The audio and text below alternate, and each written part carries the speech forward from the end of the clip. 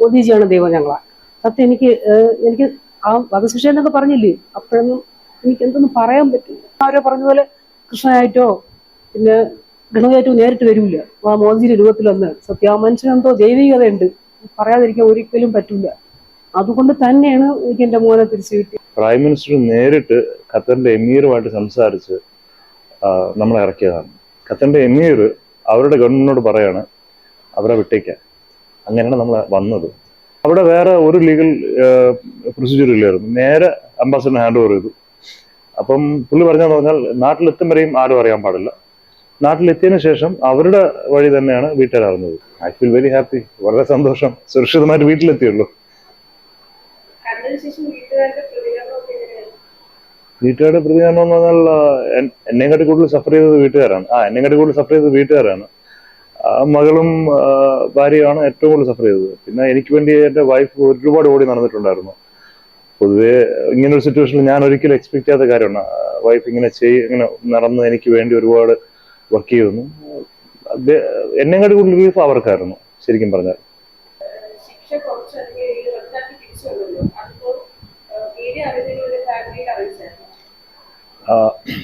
ഇത് റദ്ദാക്കിയ കാര്യം ആരും അറിഞ്ഞിട്ടില്ല. നമ്മളൊരു സുപ്രഭാതത്തിൽ അവരെല്ലാം പാക്ക് ചെയ്ത് നേരെ അംബാസഡറിനെ ഹാൻഡ് ഓവർ ചെയ്തു. എംബസിയുടെ അംബാസഡറാണ് നമ്മളെ പിക്ക് ചെയ്യാൻ വന്നത്. അദ്ദേഹത്തിന് വീട്ടിൽ കൊണ്ടുപോയിട്ട് അദ്ദേഹം നമ്മൾ പറഞ്ഞെന്ന് പറഞ്ഞാൽ അദ്ദേഹം പോലും അവരല്ലായിരുന്നു. അദ്ദേഹം അറിഞ്ഞത് തന്നെ 20 മിനിറ്റ് മുന്നെയാണ്. അദ്ദേഹത്തോട് പ്രൈം മിനിസ്റ്ററിന്റെ ഓഫീസ് പറഞ്ഞു അവരെ പോയി പിക്ക് ചെയ്യാൻ പറഞ്ഞു. അപ്പം അവിടെ വേറെ ഒരു ലീഗൽ പ്രൊസീജിയർ ഇല്ലായിരുന്നു. നേരെ അംബാസഡറിനെ ഹാൻഡ് ഓവർ ചെയ്തു. അപ്പം പുള്ളി പറഞ്ഞതെന്ന് പറഞ്ഞാൽ നാട്ടിലെത്തും വരെയും ആരും അറിയാൻ പാടില്ല. നാട്ടിലെത്തിയതിനു ശേഷം അവരുടെ വഴി തന്നെയാണ് വീട്ടുകാർ അറിഞ്ഞത്. നാട്ടിൽ നിന്ന് ഡൽഹിയിലെത്തിയതിനു ശേഷമാണ് ആരും അറിയുന്നത്.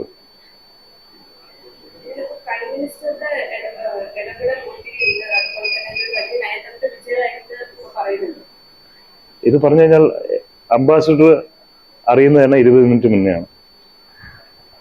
എക്സ്റ്റേണൽ അഫയേഴ്സ് മിനിസ്ട്രി പോലും അറിഞ്ഞിട്ടില്ല. അപ്പോൾ അതിന്റെ അർത്ഥം എന്താണ്? അംബാസിഡർ നേരിട്ട് പറഞ്ഞാണ്. പ്രൈം മിനിസ്റ്റർ നേരിട്ട് ഖത്തറിന്റെ എമീറുമായിട്ട് സംസാരിച്ച് നമ്മളെ ഇറക്കിയതാണ്. ഖത്തറിന്റെ എമീർ അവരുടെ ഗവൺമെന്റിനോട് പറയാണ് അവരെ വിട്ടേക്കാൻ. അങ്ങനെയാണ് നമ്മൾ വന്നത്. സോ പിന്നെ ഇതിൽ അപ്പം എന്താ മനസ്സിലാക്കേണ്ടത്? നേരിട്ട് പ്രൈം മിനിസ്റ്ററിന്റെ ഇടപെടും. പറഞ്ഞാൽ അദ്ദേഹത്തിന്റെ ആ ഒരു അതോറിറ്റി അദ്ദേഹം ഉള്ളത് കൊണ്ട് മാത്രമാണ് നമ്മൾ ഇന്ന് ഇവിടെ ഇത്രയും ഹാപ്പി ആയിട്ട് സുരക്ഷിതമായിട്ട് ഇവിടെ ഇരിക്കുന്നത്. ഒരാൾക്ക് നമ്മുടെ സീനിയർ മോസ്റ്റ് നമ്മളെ കമ്പനിയുടെ MD ആയിരുന്നു. പുള്ളിക്കാരന് എന്തോ ട്രാവലിങ്ങിന് എന്തോ ലീഗൽ ഇഷ്യൂ ഉണ്ടായിരുന്നു. പക്ഷേ ഇവിടെ എന്നെ കാണാൻ മിനിസ്റ്ററിൽ നിന്ന് ആൾക്കാർ വന്നിട്ടുണ്ടായിരുന്നു. ഇവർ നമ്മളെ പ്രകാശ് ജാവദേക്കർ സാർ വന്നിട്ടുണ്ടായിരുന്നു. അദ്ദേഹം പറഞ്ഞതെന്ന് പറഞ്ഞാൽ 2-3 ദിവസത്തിനകം അദ്ദേഹം തിരിച്ചെത്തുമെന്നാണ്. ഞാൻ 2017 വരെ ഇന്ത്യൻ നേവിയിലായിരുന്നു. 17 ശേഷം ഞാൻ ഇവിടെ തന്നെ ഉണ്ടായിരുന്നു. എനിക്കിവിടെ ചെറിയ ബിസിനസ് ഒക്കെ ഉണ്ടായിരുന്നു. അതിനുശേഷം ഞാൻ 2019 ഖത്തറിൽ പോകുന്നത്. 19 തൊട്ട് 23 വരെ, ഈ വരുന്നത് വരെ. എന്തോ എനിക്ക് ജീവിതത്തിലെ ഏറ്റവും സന്തോഷം നിറഞ്ഞ ദിവസമായിരുന്നു. ഞാൻ ശനിയാഴ്ച വന്നിട്ട് പോയി ഇവിടെ. എന്നിട്ട് ഞാൻ ചോദിച്ചു എന്തായി ഇപ്പൊ വരും? അതൊന്നും ആയില്ല എന്ന് പറഞ്ഞു. എന്നിട്ട് ഞങ്ങള് വേറെ എവിടെയെങ്കിലും പോയി ആരെങ്കിലും കാണാന്നുള്ള അതിലൊക്കെ ആയിരുന്നു. പക്ഷെ ഞാൻ അന്ന് ശനിയാഴ്ച ഉച്ചയ്ക്ക് ഞാൻ രാവിലെ ഞാൻ ഭയങ്കര ദൈവവിശ്വാസമാണ്. ഞാൻ അമ്പലത്തിൽ പോയിരുന്നു. അമ്പലത്തിൽ പോയിട്ട് ഞാൻ വന്ന് വീട്ടിൽ നിന്ന് കിടക്കുക. അപ്പോഴും ഞാൻ സ്വപ്നം കാണുന്നു. എനിക്ക് ആ പൂജാരി ഇങ്ങനെ വന്നിട്ട് പറയണു, രമ രാകേഷ് മറ്റന്നാൾ വരും. ഞാൻ പറയണേ ഞാനറിയാതെ ഈ പൂജാരി അങ്ങനെ ഇതൊക്കെ അറിയുന്നു. പക്ഷെ ഞാൻ എണീറ്റപ്പോൾ അങ്ങനൊന്നും ആരെയും കണ്ടില്ല. ഞാൻ തിരിച്ച് വൈകുന്നേരം ഞാനും മോളും കൂടെ വന്നു. എന്നിട്ട് ഇപ്പം ഞാൻ പറഞ്ഞത് എന്തായി? അതൊന്നും ആയില്ല എന്ന് പറഞ്ഞു. അപ്പോൾ ഇവൾ പഠിക്കുന്ന കാര്യമാണ്. ഞാൻ പറഞ്ഞു പരീക്ഷയ്ക്ക് മുന്നേ വരുവേ.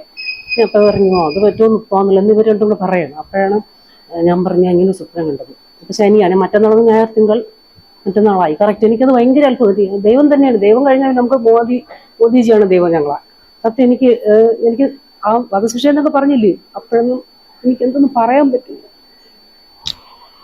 ഒരമ്മയ്ക്കും അങ്ങനെ വരില്ല. അത്രയും ഞാൻ അനുഭവിച്ചു. ഞാൻ എല്ലാ ദൈവങ്ങളെ വിളിച്ച് ഞാൻ പറഞ്ഞ സത്യം എൻ്റെ ജീവൻ ഞാൻ കൊടുക്കാം, എൻ്റെ കുട്ടിയെ ജീവൻ തിരിച്ചു കിട്ടിയ അത്രയും ഞാൻ അനുഭവിച്ചു. ഇതിൽ കൂടുതൽ സന്തോഷം എനിക്ക് ഒന്നുമില്ല. അവൻ വരണം എന്ന് പറയുമ്പോൾ രാവിലെ ഞാൻ ഉറക്കുമായിരുന്നു. അപ്പം ഇവള് വിളിച്ചു ആൻറ്റി ഞാൻ പെട്ടെന്ന് പ്രാർത്ഥിച്ചെടുത്തു, ഭഗവാന് നല്ല ന്യൂസ് ആയിരിക്കണേ, അവർ നിങ്ങളമ്മ വന്നിട്ടുണ്ടല്ലോ. ഞാൻ പറഞ്ഞു എവിടെ എത്തി? അവർ ഡൽഹിയിൽ. എനിക്ക് കാണാൻ പറ്റുമോ? ഇങ്ങോട്ടിലെ വരണം, കാണാനില്ല എന്ന് പറഞ്ഞു. ഇപ്പം ഞാൻ പറയാം ശരി. പിന്നെ ഞാൻ എൻ്റെ ബന്ധുക്കളെ എൻ്റെ ഫ്രണ്ട്സിനെ പ്രാർത്ഥിച്ച് ഒത്തിരി പേരുണ്ട്. എല്ലാവരും ഞാൻ നേരത്തെ വിളിച്ച് പറഞ്ഞു. എല്ലാവർക്കും സന്തോഷമായി. എനിക്ക് അത് പറഞ്ഞറിയിക്കാൻ പറ്റില്ല ആ ഒരു നിമിഷം. ഞാൻ ഒത്തിരി ഒത്തിരി വേദനിച്ചെന്ന് പറഞ്ഞാൽ ഞാൻ ജീവിച്ചിരിക്കും എൻ്റെ മക്കൾക്ക് ഇവിടെ വേണ്ടേ, അതല്ല എനിക്ക് ആവശ്യം. എന്തോ ദൈവം ദൈവത്തിന്റെ ശക്തി തന്നെയാണ്. ഇല്ലെങ്കിൽ എനിക്കത് 100%. എല്ലാവരും പറയും ദൈവമല്ല ദൈവം ആരോ പറഞ്ഞ പോലെ കൃഷ്ണനായിട്ടോ പിന്നെ ഗണവയായിട്ടോ നേരിട്ട് വരില്ല. ആ മോദിയുടെ രൂപത്തിൽ വന്ന് സത്യം ആ മനുഷ്യനെന്തോ ദൈവികതയുണ്ട്, പറയാതിരിക്കാൻ ഒരിക്കലും പറ്റില്ല. അതുകൊണ്ട് തന്നെയാണ് എനിക്ക് എൻ്റെ മോനെ തിരിച്ചു കിട്ടിയത്. പിന്നെ എൻ്റെ മരുമോള് ഒരുപാട് കഷ്ടപ്പെട്ട് ബുദ്ധിമുട്ടിയെന്ന് പറഞ്ഞാൽ എപ്പോഴും വരുമ്പോൾ അവൾ ആഹാരം പോലും കഴിക്കൂല. ഞാൻ പറഞ്ഞു നീ ആഹാരം കഴിക്കണം, ഞാൻ പറഞ്ഞു നീ ഇറങ്ങും, ഞാൻ പ്രാർത്ഥിക്കും എല്ലാത്തിനും. അവൾ അത്രയും അവള് ടെൻഷൻ എടുത്ത്. നീ വന്ന് ടെൻഷൻ എടുക്കരുത്, ഞാൻ അന്ന് പറഞ്ഞു നീ ആഹാരം കഴിക്കണം, അമ്മ വരും അമ്മ വരും. പക്ഷെ എന്നാൽ ഇതെന്തോ ഭയങ്കര സർപ്രൈസ് ആയിരുന്നു. വിളിച്ച് പറഞ്ഞപ്പോഴേ എന്ന് പറയാൻ പറ്റില്ല. അപ്പോഴും ഞാൻ മനസ്സിലാക്കി ഈ ലോകത്ത് ദൈവം ശക്തി ഉണ്ട്. ഇതത്രേ പറയാനുള്ളൂ.